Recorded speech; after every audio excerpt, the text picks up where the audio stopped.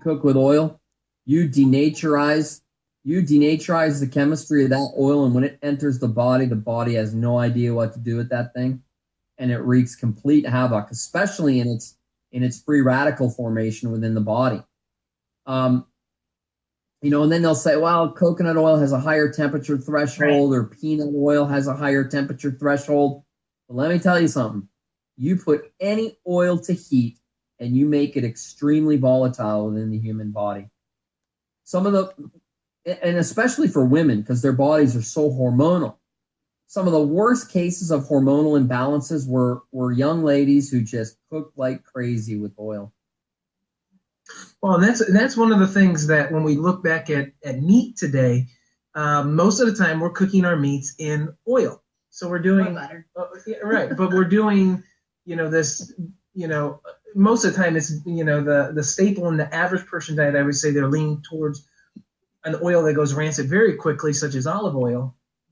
Exactly. Cooking meats, and they're cooking them almost every single day, and this is a staple in most everybody's diet, unless if they're doing the opposite, which they're eating baked, breaded type of processed or fried food. Yeah. Mm-hmm. So which all of them are very carcinogenic to the body, and we see this every single day. And even what we teach, getting those good enzymes into the body that can help digest these things is at least something people should be doing.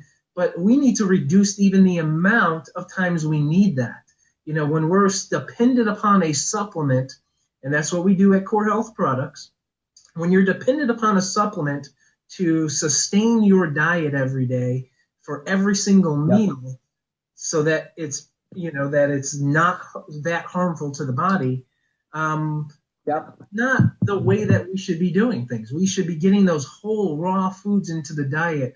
Juicing, good raw foods, and there's no need for supplementation when we're doing that. Now, when we do eat those cooked and even plant-based cooked foods, that's where enzymes have a really good, just that ability. The ability. So, yeah, enzymes are absolutely vital. I mean, on the Gerson therapy, our patients are getting massive amounts of enzymes, particularly pancreatic enzymes. You may or may not know this, but when a woman is pregnant in her 7th week of pregnancy, she gets a massive burst of pancreatic enzymes. And the reason why is because embryonic cells are very similar to cancer cells in the manner in which they divide. Embryonic cells are dividing very rapidly, and that is the characteristic of cancer cells. Well, if she doesn't get that burst of pancreatic enzymes at the 7th week as the egg is embedding itself completely in the uterine wall, that embryo can penetrate the uterine wall and enter the general systemic circulation. And if that happens, those embryonic cells can continue to divide in the general circulation. And by the end of a pregnancy, a woman could be ravaged with cancer.